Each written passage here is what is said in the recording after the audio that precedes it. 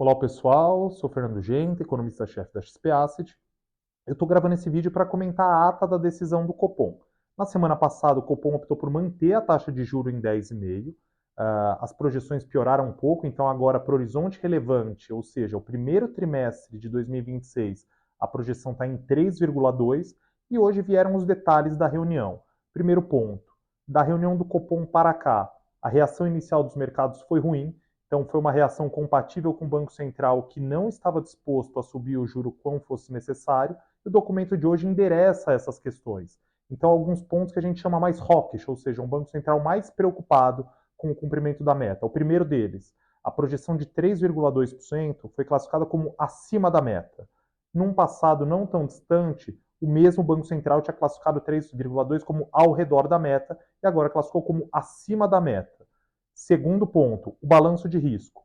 O Banco Central ainda não fala que o balanço de risco é assimétrico para cima, ou seja, em torno da projeção dele, central de 3,2, não é unânime que o valor esperado é mais do que isso.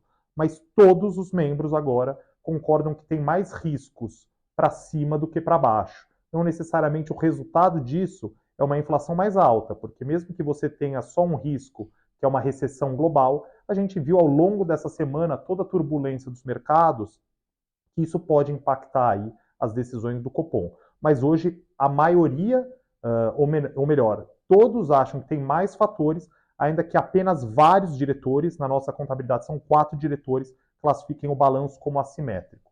E uma outra novidade vem no parágrafo 25, em que o comitê fala que não hesitará, primeiro, que ele não quer dar sinalizações das próximas decisões, mas que ele não vai hesitar em subir o juro se assim for necessário. Ele fala que de forma unânime, todos os diretores ali, de forma unânime, vão subir os juros se a economia demandar uma alta de juro. É um parágrafo meio confuso, porque acho que um Banco Central precisar falar que vai subir o juro caso necessite, sugere que é um Banco Central que não está confortável em subir o juro agora. Quando a gente olha para o quadro macro brasileiro, a economia cresce acima do potencial, o mercado de trabalho super forte, o salário real crescendo muito acima da produtividade, ou seja, a massa salarial está crescendo 9% acima da inflação, muito acima do PIB.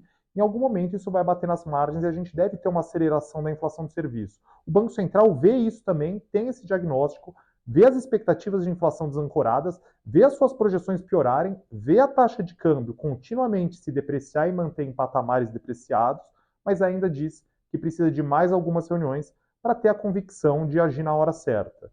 Tem sempre um risco de um Banco Central americano, do Fed, cortar mais o juro do que se antecipa. A gente teve uma reprecificação muito grande da Fed Fund Rate. A gente nem acha que o que tem de dados fique claro que a gente está em vias de ter uma recessão americana nos Estados Unidos, mas um ponto é importante destacar.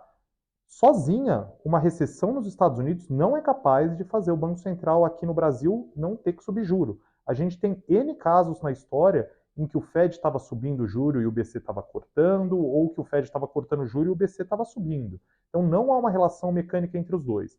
Eles agiram junto em dois momentos. O primeiro, na pandemia, e aí acho que todos os bancos centrais agiram na mesma direção.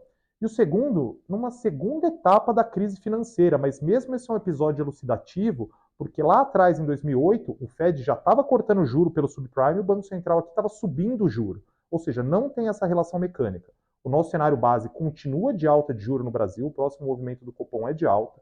A gente tem um cenário de 4 altas de juro a partir de setembro, 4 altas de 25, mas é óbvio que o sell-off dessa última semana, agora as atenções em torno de qual vai ser o pace do Fed, podem fazer com que o Copom opte por mais uma reunião de espera. E eu acho que a ata de hoje vai nessa direção. É um Copom ainda hesitante na direção do nosso cenário. Então, a gente ainda trabalha com um cenário de 4 de 25, mas pode ser que seja rolada essa alta para a primeira alta ser em novembro, na reunião de novembro, a penúltima reunião do Copom do ano, aí em 50 pontos para compensar o tempo que ele ficou parado. É isso então, a gente mantém o nosso cenário, a gente tem uma inflação em 4,2 esse ano, com viés de alta, a gente tem um PIB que está caminhando para 3% de novo, então depois das revisões de Rio Grande do Sul, hoje o nosso melhor número é 2,7 de PIB para esse ano, uma economia super forte, o desemprego vai seguir caindo e o salário real subindo. Para o consumo das famílias é bom, para o resultado das empresas é bom, mas a gente vê aí que com as expectativas desancoradas, é inevitável que uma hora o governo, o Banco Central principalmente, suba o juro. É isso então, nos falamos nas próximas oportunidades, um abraço a todos.